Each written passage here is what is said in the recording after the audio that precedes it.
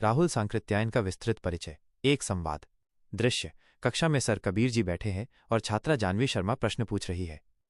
एक जीवन परिचय। जानवी शर्मा, सर, राहुल सांकृत्यायन कौन थे? कबीर सर, बेटा, राहुल सांकृत्यायन हिंदी साहित्य के महान लेखक और यात्रा साहित्य के पितामह कहे जाते हैं। उनका असली नाम केदारनाथ पांडेय था। उनका जन्म 9 अप्रैल 1893 को आजमगढ़, उत्तर प्रदेश के पंदहा गांव में हुआ था। जानवी शर्मा, सर, उनका निधन कब हुआ? कबीर सर, उनका निधन 14 अप्रैल 1963 को दार्जिलिंग, पश्चिम बंगाल में हुआ। 2 साहित्य परिचय। जानवी शर्मा, सर, वे किस प्रकार का साहित्य लिखते थे? कबीर सर, बेटा, वे महान यात्री और विद्वान थे। उन्होंने अनेक देशों की यात्राएं की और अपने अनुभवों को यात्रा वृत्तांत, यात्रा का वर्णन के रूप में लिखा। उन्हें हिंदी में यात्रा साहित्य का सबसे बड़ा लेखक माना जाता है। 3 भाषा और शैली। जानवी शर्मा, सर, उनकी भाषा और शैली कैसी थी? कबीर सर, उनकी भाषा सरल, तर्कपूर्ण, युक्तिपूर्ण, वैज्ञानिक और तथ्यपूर्ण थी। वे पाठकों को सजीव वर्णन से यात्रा पर ले जाते थे। 4 रचनाएं। जानवी शर्मा, सर, उनकी प्रमुख रचनाओं के नाम बताइए। कबीर सर, हाँ बेटा, सुनो।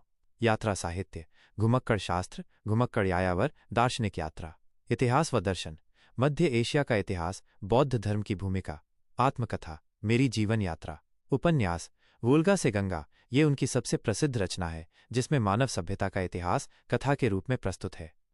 5 साहित्यिक स्थान। जानवी शर्मा, सर, हिंदी साहित्य में उनका स्थान क्या है? कबीर सर, बेटा, राहुल जी हिंदी के यात्रा साहित्य के जनक कहे जाते हैं। उन्होंने अनेक भाषाएं सीखीं और बौद्ध धर्म को लोकप्रिय बनाया। उनकी रचनाएं पाठकों को इतिहास, संस्कृति और मानवता से जोड़ती हैं। निष्कर्ष। जानवी शर्मा, सर, अब तो मुझे राहुल सांकृत्यायन का जीवन परिचय याद हो गया। कबीर सर, शाबाश जानवी। याद रखो कि राहुल सांकृत्यायन केवल साहित्यकार ही नहीं बल्कि यात्री, विद्वान और विचारक भी थे। उनकी कृतियां आने वाली पीढ़ियों के लिए ज्ञान का खजाना है। कबीर सर की कहानियां बातों बातों में याद करवा देंगी।